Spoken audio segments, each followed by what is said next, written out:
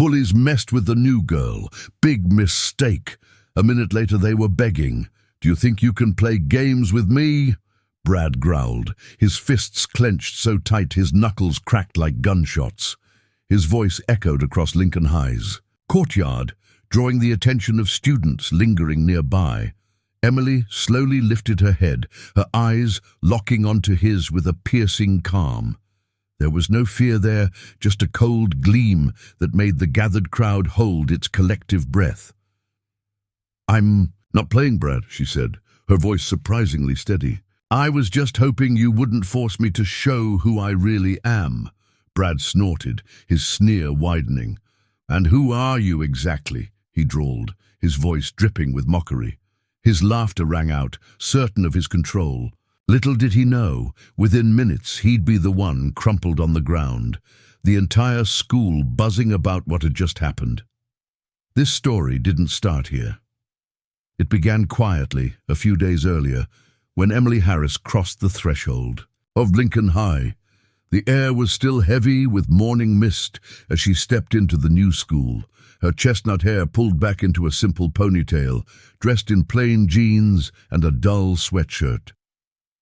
16 years old, and already this was her fourth move in 3 years. Her mother had taken a new job at the local hospital, and for Emily that meant another new school, another set of unfamiliar faces.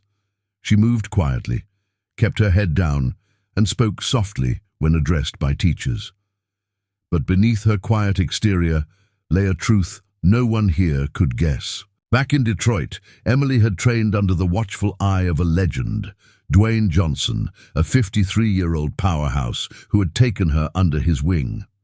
For years, he had molded her into a fierce competitor, a junior state champion in mixed martial arts. She wasn't just skilled, she was dangerous. But at her mother's insistence, Emily promised to leave that part of herself behind. "Let's start fresh," her mother had pleaded. "No fighting, no showing off, just a normal life." And so, Emily kept her hands in her pockets and her head down. But trouble has a way of finding those who don't seek it. Her first day during lunch, Brad Thompson, a broad-shouldered bully with a cocky grin, approached her table. 2 of his cronies followed, laughing under their breath. "Hey, new girl," Brad barked as he dropped into the seat opposite her. "I'm Brad.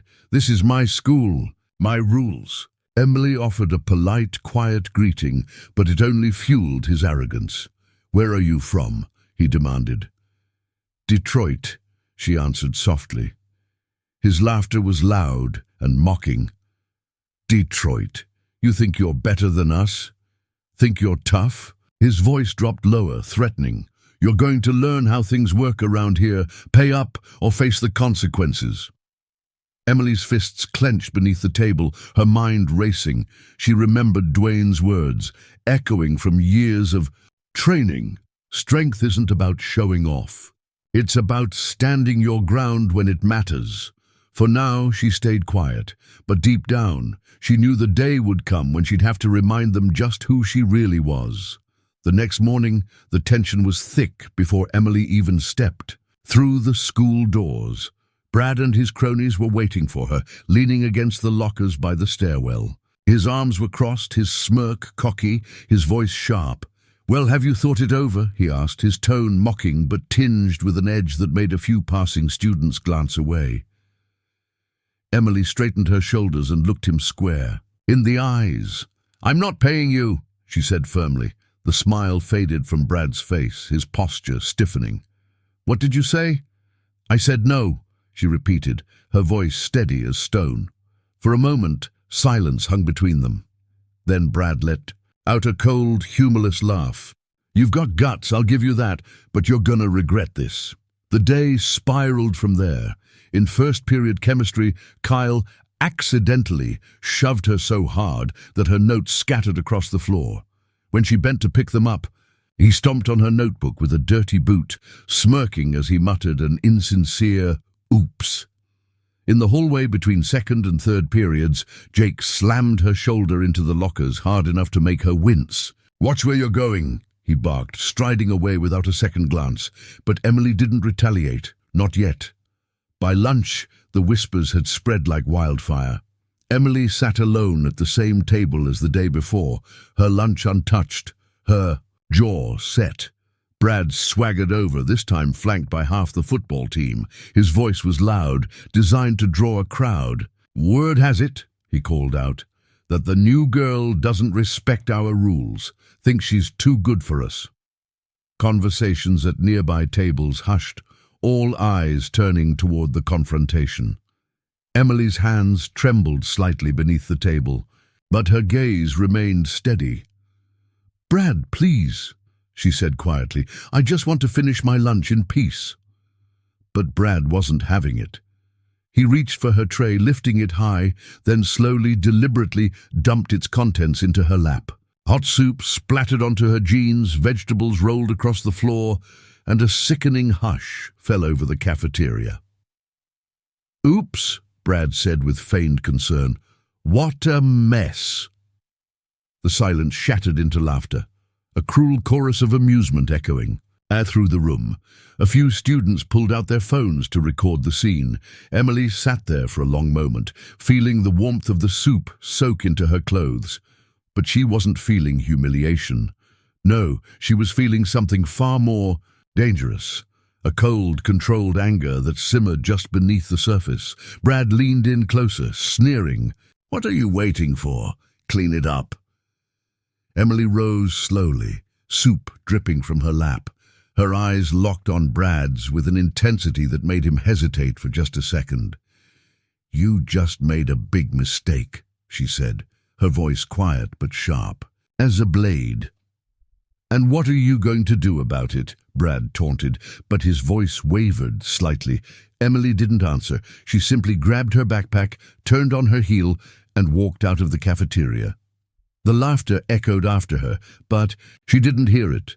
Her thoughts were already racing, her fists clenched tight around her bag straps. In the bathroom, she tried to scrub the soup out of her clothes, her hands trembling, not from fear, but from the effort of holding herself back.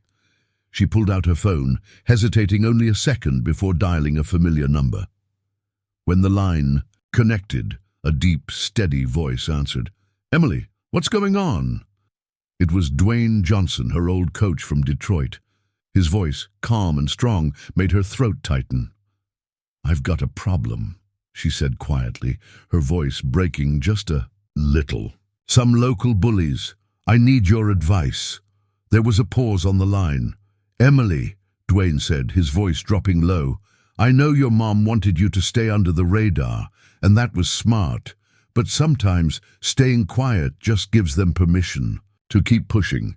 If you're going to stand up for yourself, you do it smart. Don't make a scene, don't make it worse, but don't let them think you're weak. Remember everything I taught you."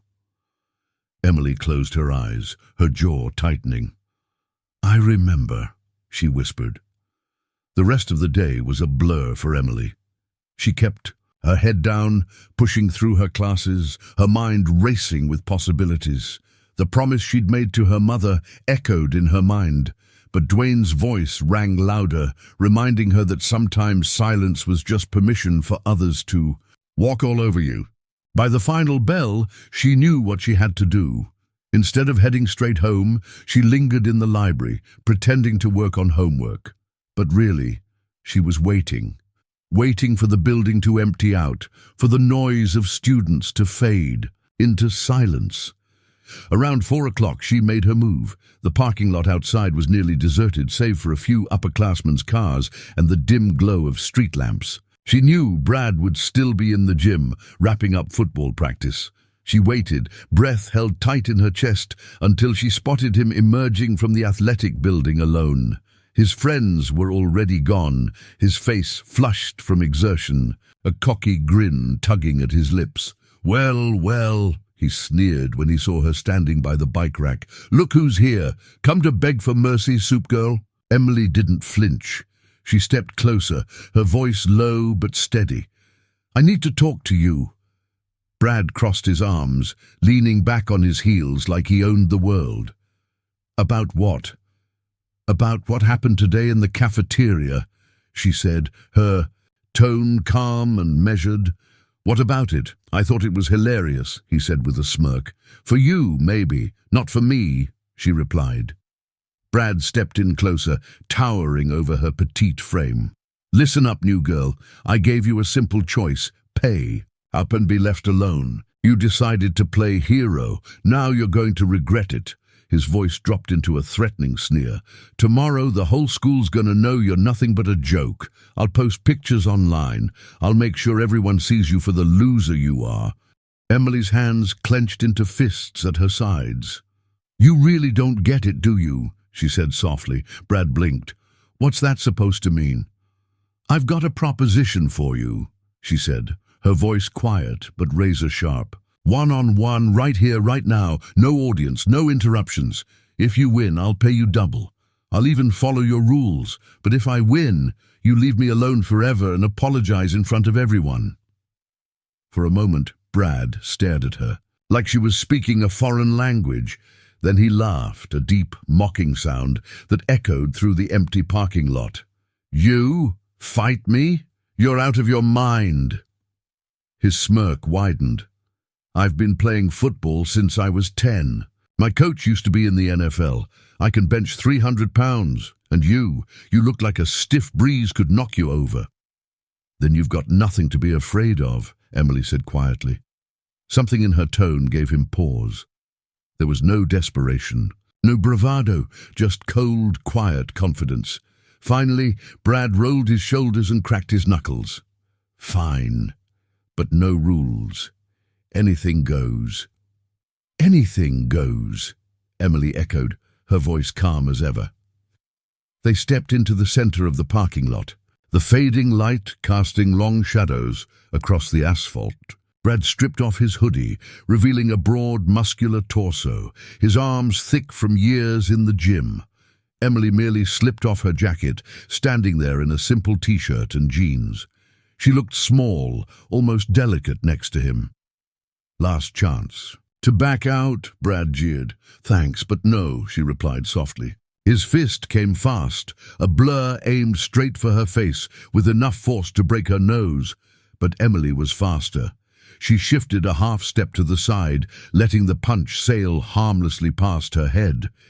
In the same fluid motion, she brought her right forearm up to deflect the blow and snapped her left hand forward, striking him squarely in the solar plexus. Brad's breath whooshed out of him in a sharp gasp. His knees buckled, his eyes wide with shock. He dropped to the pavement, gasping like a fish out of water, his face pale. Emily stood over him, her voice quiet but cutting. First rule of fighting, she said softly. Never underestimate your opponent. Brad staggered, gasping for air, clutching his midsection as if trying to keep his insides from spilling out. His knees hit the pavement with a sickening thud, and for the first time since, he'd strutted up to her in the cafeteria. His confidence was shattered. His eyes darted up to Emily, now standing over him with an unsettling calm. She crouched down to meet his gaze, her voice low and steady. Not boxing, she said softly. Mixed martial arts.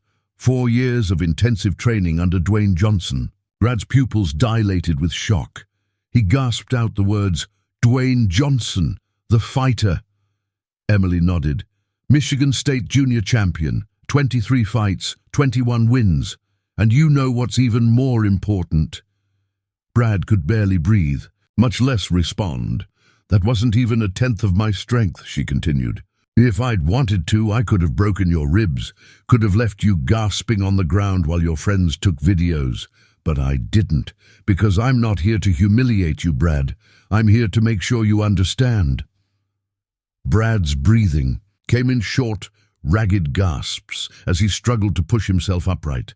Emily didn't move, her stance steady but not threatening. I moved here because my mum wanted us to have a fresh start, she said quietly. I promised her I'd stay out of trouble, that I'd be just another student in the crowd. But you wouldn't let me do that. You made me show you what I can really do. He tried to stand, but his legs trembled, barely holding his weight. You think you're so tough, he rasped. You think this makes you the queen of the school now? Emily shook her head, a faint smile tugging at the corner of her mouth. No, Brad, she said, I don't care about being queen of anything. I just want you to leave me alone, and leave the other students alone too.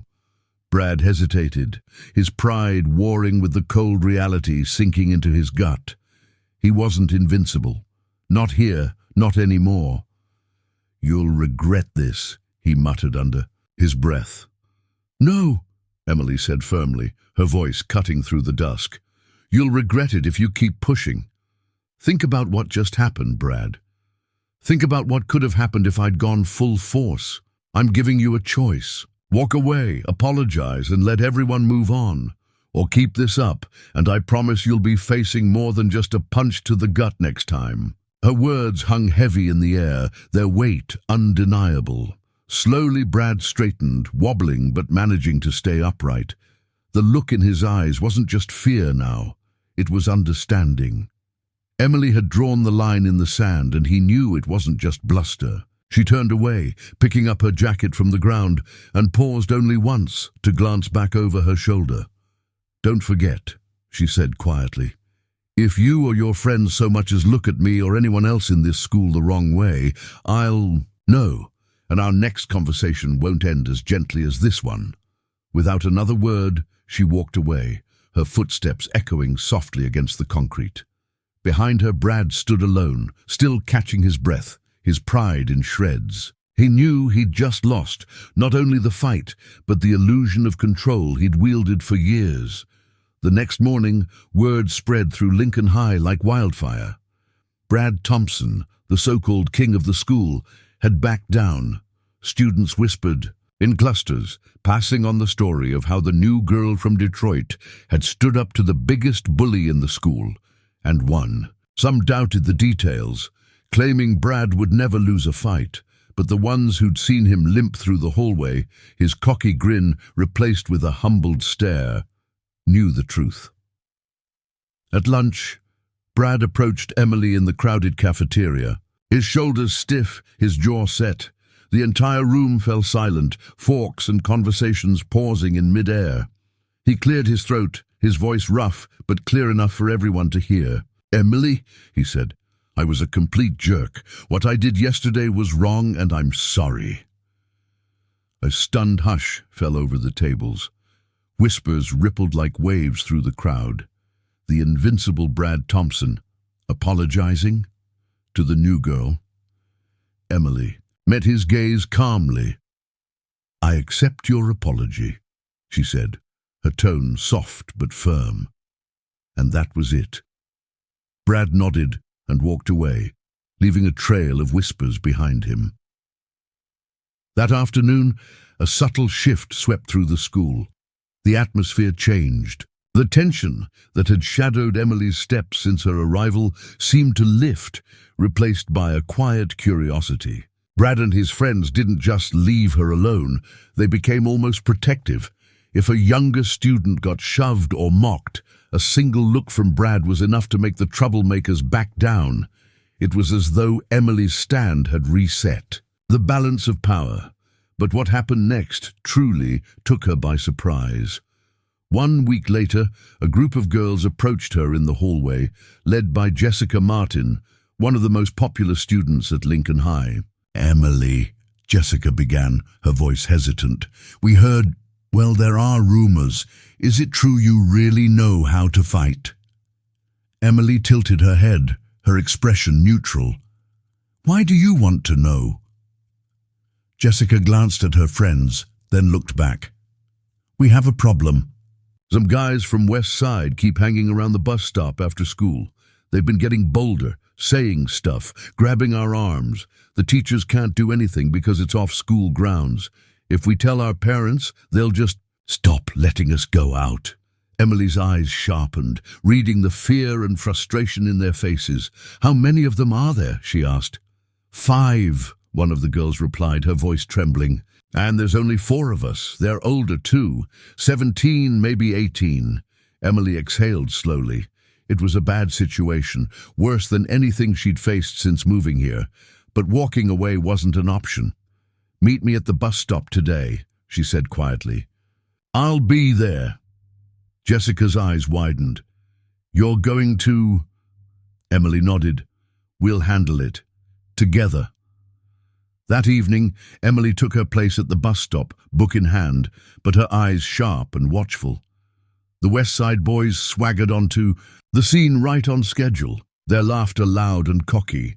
They were bigger, older, and radiated the same arrogance Brad had displayed a week earlier. One of them, a tall blonde with a tattoo on his neck, stepped toward Jessica. Well, look who we have here, he said with a smirk. Our favorite princesses from Lincoln. Jessica flinched but stood her ground. Leave us alone, Travis, she said, her voice trembling but defiant. Travis laughed, stepping closer. Relax, sweetheart, we're just saying hi. His hand reached for her face, but before he could touch her, a calm voice cut through the air. Excuse me, Emily said, stepping between him and Jessica. Travis's eyes widened in surprise. And who the hell are you? He sneered. I'm a student. At Lincoln, she replied evenly. And these girls are my friends. They don't want to talk to you. Travis's smirk twisted. You've got guts, little girl, but you're messing with the wrong crowd. Emily's tone didn't change. You've got 2 minutes to leave or you'll regret it. The boys laughed, not believing her. Travis lunged forward, but Emily's movement was lightning fast. Her elbow shot backward, catching one of the boys in the solar plexus. He crumpled to his knees, gasping for air. Without pausing, she pivoted, driving her fist into Travis's liver with such precision he doubled over, unable to breathe. She kneed him sharply in the face, and his nose crunched under the impact, blood gushing instantly. The boys froze, shocked by her ferocity. Who's next? Emily asked quietly, her voice low and steady. None of them moved. They understood now. This wasn't a game, and she wasn't someone to mess with. Get out of here, she said. They grabbed their injured friends and fled, leaving Jessica and the others staring at Emily with a mix of awe and gratitude. How did you... Jessica began. Emily shrugged. Long story, she said simply, but you're safe now. The next morning, word had spread like wildfire across Lincoln High. The once quiet new girl from Detroit had sent the West Side boys packing, and students couldn't stop talking about it. Jessica and her friends stood taller in the halls, no longer casting nervous glances over their shoulders. Emily's actions had shifted the dynamic of the entire school. At lunch, whispers and wide eyes followed her as she walked to her usual table. Some kids dared to approach, asking if the stories were true. Emily responded with calm nods and a soft smile. She had no desire to boast, but her quiet confidence made her seem almost untouchable. That afternoon, as she packed her things, the school principal, Mr. Anderson, called her into his office. His voice was calm, but his expression was unreadable. Emily, he said, folding his hands on the desk, I hear you've been teaching a few students how to handle themselves. Emily felt her pulse quicken, but kept her voice steady. I've just been helping some friends, she said. Mr. Anderson gave her a long look before leaning back in his chair. I've also heard from several teachers and parents that the bullying problem seems to have disappeared. You're making quite an impact, young lady. Emily bit her lip, unsure how to respond. We're adding self-defense classes to the school's physical education program, he continued. Would you consider helping to lead them? Her heart leaped, but she kept her tone measured. Yes, I'd be happy to. The days that followed were a blur of after-school practices. Word spread quickly, and before long a group of nearly 20 students, mostly girls, but a few brave boys too, began gathering in the gym. Emily taught them not just punches and blocks, but the mindset to stay calm and confident. She showed them how to read an opponent's intent, how to stand strong, and how to de-escalate a situation without violence whenever possible. Her lessons were clear and memorable. The best fight is the one you avoid. But if you can't avoid it, you strike first, strike hard, and finish it quickly. Her classes grew so popular that even teachers began to drop by, watching from the sidelines, nodding in approval. Some whispered that the new girl had done more to restore respect and safety in the school than any disciplinary policy had ever accomplished. Meanwhile, Emily's reputation grew beyond Lincoln High. Students from neighboring schools whispered about her courage and skill. One day, a reporter from the local newspaper requested an interview. At first, Emily hesitated. But then she thought about the kids she was helping, the ones who were still scared to stand up for themselves. She agreed. The article appeared that weekend, featuring a photo of her standing confidently in the school gym, her arms crossed, her expression calm yet determined. The headline read, "New girl from Detroit brings strength and safety to Lincoln." Hi! The story detailed her quiet bravery, her refusal to back down, and the self-defense program she was leading. The response was immediate. Letters and emails flooded in from parents, students, and even teachers from other schools, all asking for advice or thanking her for inspiring them. One letter in particular caught Emily's attention. It was from a 14-year-old girl named Maria from a nearby town. In her handwritten note, Maria described how she'd been bullied at her own school and had felt powerless until she read Emily's story.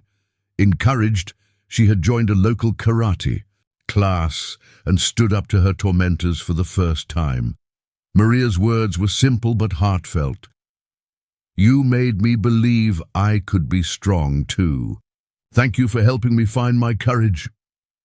As Emily read the letter, her throat tightened and her eyes stung with unshed tears.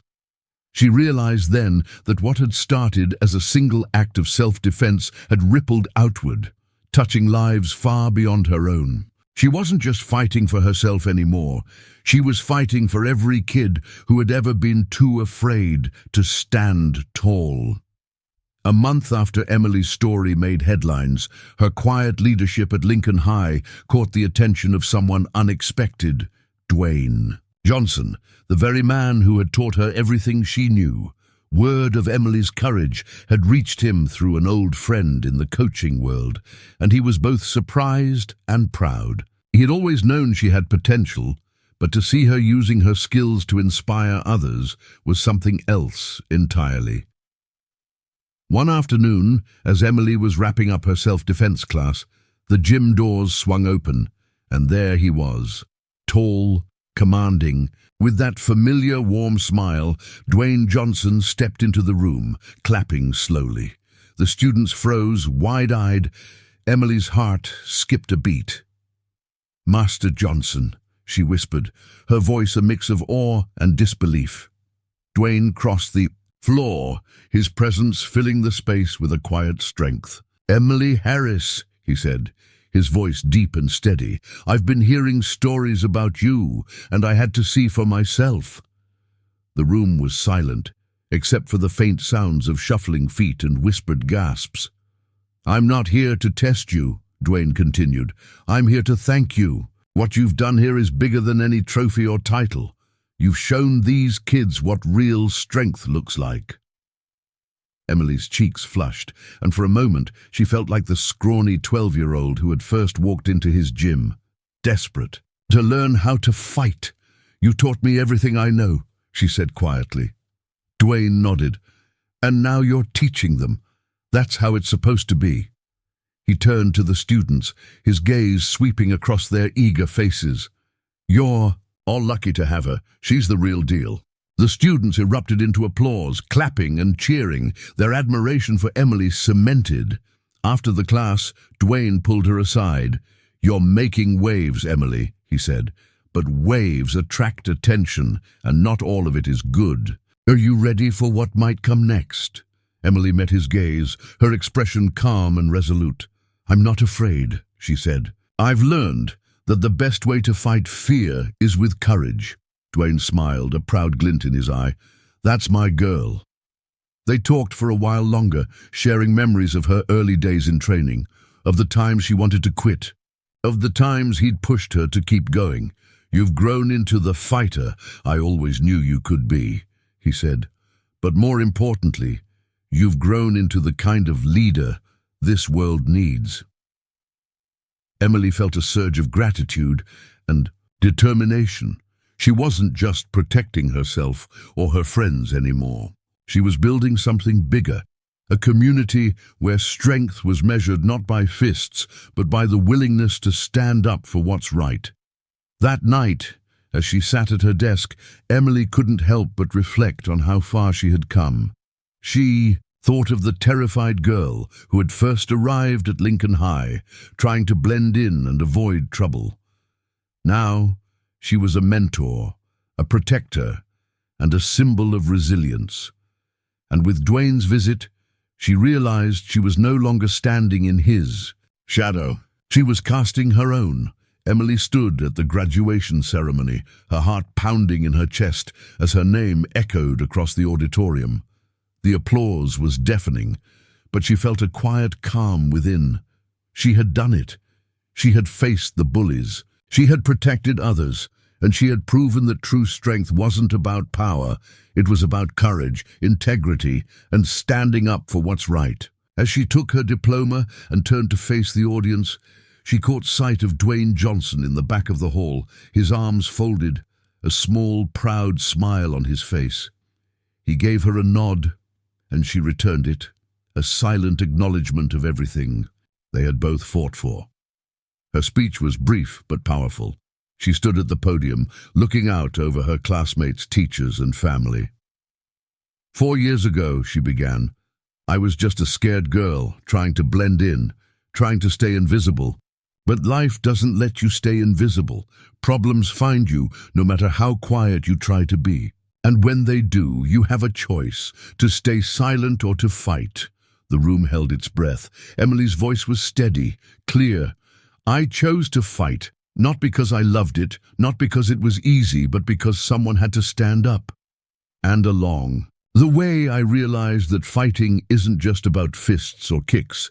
It's about standing up for what's right, even when it's hard, especially when it's hard. The applause was thunderous. Even her old tormentor, Brad Thompson, stood in the back, clapping along with the rest of the crowd. After the ceremony, as the sun set over Maplewood, Dwayne approached her quietly. You made me proud today, he said. But more importantly, you made yourself proud. That's what matters. Emily felt tears prick her eyes, but she blinked them back. Thank you, she whispered, for everything. Dwayne's voice softened. You don't owe me anything. You did this. You earned this. The weight of the moment hit her then. Not the applause, not the diploma, but the realization that she had found her place in the world, a place where she could make a difference. As the crowd began to disperse, friends and family gathering for photos, Emily stood at the edge of the lawn, watching the golden light bathe the school building. She felt a hand on her shoulder, her mother's, warm and steady. I'm so proud of you, her mother said softly. Emily leaned into the touch, feeling the truth of those words settle into her bones. I'm proud of me too, she replied. For the first time, I really am. That night, as she packed her bags for college, Emily felt a sense of peace. She was leaving Maplewood behind, but she wasn't leaving her strength or her purpose. Those would go with her, wherever she went. The lessons she had learned, the people she had helped, and the battles she had fought would shape her future, just as Dwayne's guidance had shaped her past. In her heart, she knew that this wasn't the end.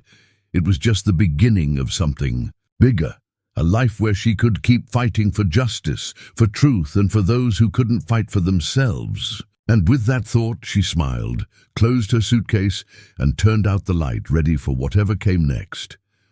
As Emily's name faded into the cheers of her classmates, she felt a strange mix of triumph and quiet reflection. For years, she had lived under the radar, believing that strength meant hiding, that resilience meant staying silent. But standing there with her diploma in hand and the weight of the past falling away, she realized how wrong that notion had been. Strength was not about silence. It was about using your voice even when it trembled. It was about standing your ground even when the odds seemed impossible. And now, As her journey at Lincoln High came to an end, Emily felt ready for whatever lay ahead. That night, the town gathered for a farewell celebration in honor of the graduating class. Strings of lights hung from trees, tables were laden with food, and laughter echoed through the air. Emily moved through the crowd, greeting classmates, teachers, and neighbors. Many stopped her to express gratitude and admiration. Even those who once doubted her now recognized the power of her courage.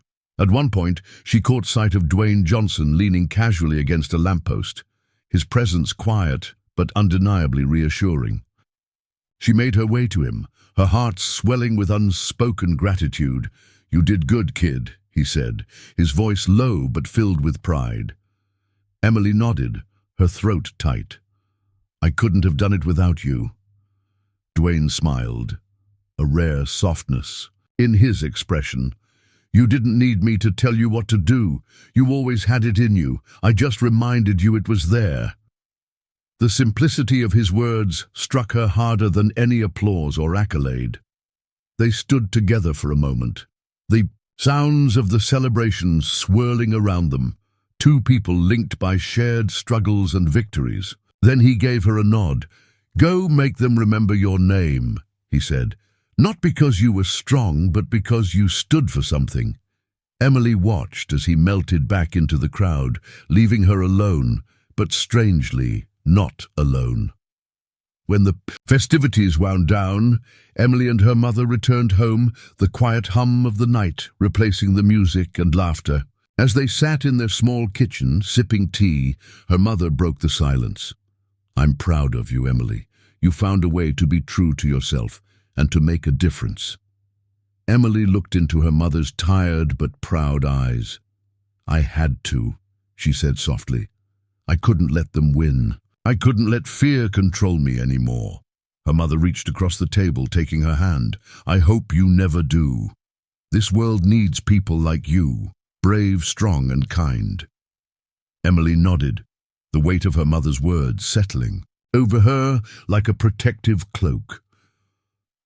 The next morning, as the sun rose over Maplewood, Emily packed her last belongings into the car.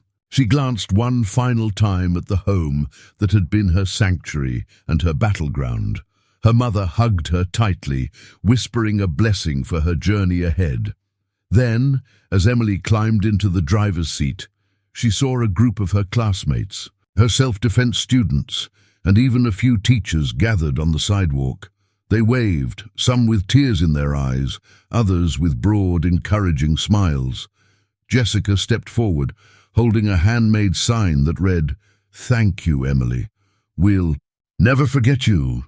Emily's heart swelled, and for the first time in a long while, she allowed herself to believe that her fight had made a lasting difference. With one last wave, she drove away, her mother watching from the doorway, the town slowly fading in her rearview mirror. Ahead lay college, new challenges, new faces, but Emily knew now that no matter where life took her, she carried the lessons of Maplewood with her, the courage to stand up, the strength to fight back, and the grace to forgive. And somewhere in that small Ohio town, under the watchful gaze of a photograph in the school gym, her story was just beginning to inspire a new generation of kids who dared to believe that they too could make a difference. Years later, Emily stood before a sea of eager faces, the polished floors of her center gleaming beneath her feet. What had once been a modest gym with a handful of mats had grown into a vibrant hub for change, for hope, for strength. Teenagers from all over the state came to her now, drawn by the legend of the girl who once stood up in a cafeteria and at a bus stop, who refused to let fear silence her.